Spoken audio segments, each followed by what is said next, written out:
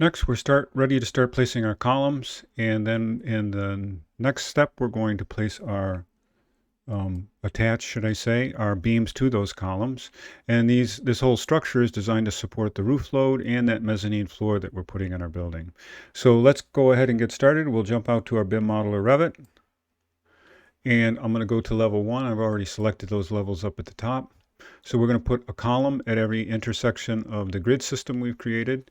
So I'm going to go up to architecture, and I'm going to select column, and I'm going to select structural column. I have a 10 by 33 showing up, but you can change that by just selecting or importing other family elements. You'll see I have a bunch of them in there right now.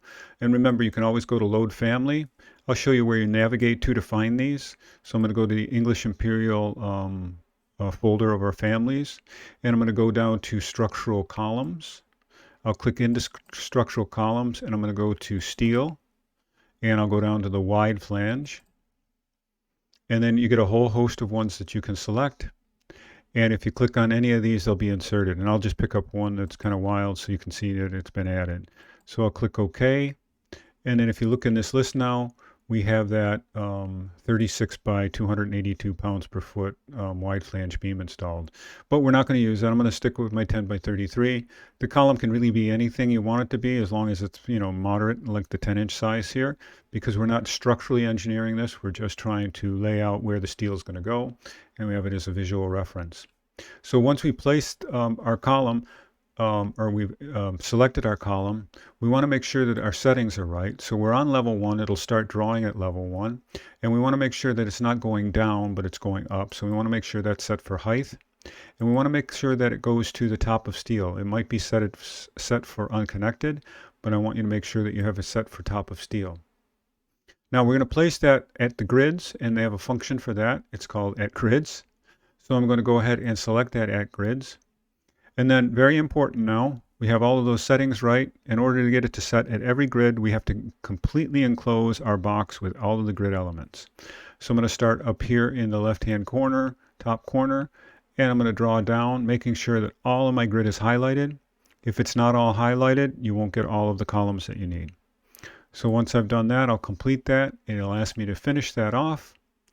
And if we jump out to the 3D view, and let me stop this by right-clicking and canceling. You can see we have our columns in place now. You can also see those in level 1 if you zoom in, and I changed the level of detail to fine.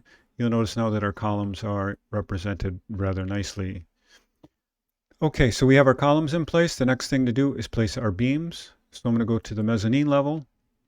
And we're going to now go to structure because they don't allow us to place beam components in the architectural tab. It's in the structural tab. I'm going to select a beam. We're going to come up with a 12 by 26 maybe if you have a similar setting. But once again, I'll go through the load family function, and we're going to step all the way back out again to the English Imperial Library. We're going to go down to steel, and this time we're going to say structural framing, not structural columns. Select steel. Go all the way down and find the wide flange, and then you can select any one you want. But I won't go through that process now because we've just done it. Okay, so we have our wide flange selected. We're going to place it at the mezzanine level, but I have to throw one loop in, or one detour, and that's the fact that we're going to put a 5-inch thick floor in. So we need to move the floor down, the beams that are going to support that floor down 5 inches.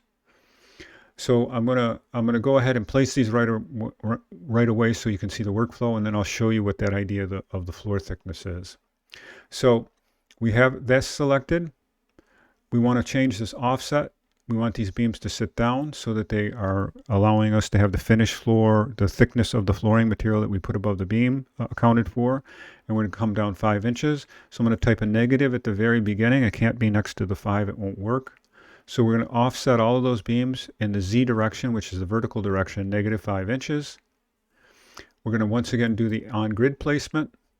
I'm going to select all of the grid and click complete. And we'll go ahead and look at this from a 3D view, and you can see we have all of our columns in place. Now, I'm going to go to a south elevation so that you can see, and I'll go to fine detail. And I don't know why that's asking me to adjust the working plane. It might think I'm still trying to do something. So here's our beams that we've just placed, and you'll notice how they're sitting 5 inches below the mezzanine level. And I'll just show you, I'll take a little detour here, and we'll go to architecture, and I'll show you the floor that we're going to select later on, just so you can understand the concept. I have to go back to a level view, so I'll go back to the mezzanine view. I just want to show you the thickness of the floor. This is all what kind of our detail is. And if you notice, there's a 3-inch, we're going to use a 3-inch lightweight concrete on a 2-inch metal deck. And that is 3 inches plus 2 inches, so that's the reason for the 5 inches. And that'll give us the top of the deck will then be at exactly the mezzanine level we want, and that means our beams had to sit 5 inches below that. So I think we've completed all of that. Let's see if, yep, this thought I was making a floor, so I'm just going to cancel out of this. Let me just hit quit sketching.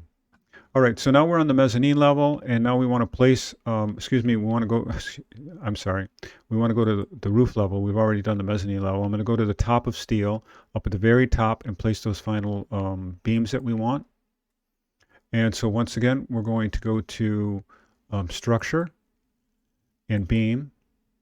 And remember, we left this as an offset. We'll use the same size beam, but we want to now change this back to 0. So I'll insert 0 in there. And I'm going to use, I'm sorry, I bounced out of that a little bit. Once again, let me just go back into that again. And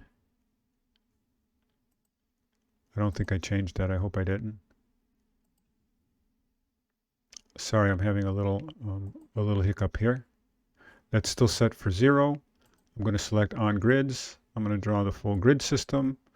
Click finish.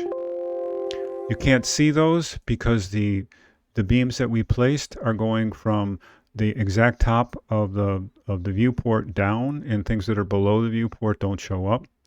So that's not an issue. And I'll show you in 3D view how those are all placed. And we'll go back to that south elevation now. And you can see the if we zoom in here, how the steel column is right at the top of steel, as opposed to the one at the mezzanine level that's going to have a floor deck placed on it that'll bring it up to this. So we're all set with placing our steel, very quick and easy. And we're going to look next at putting a little piece of foundation underneath this one column that is sitting out there unsupported.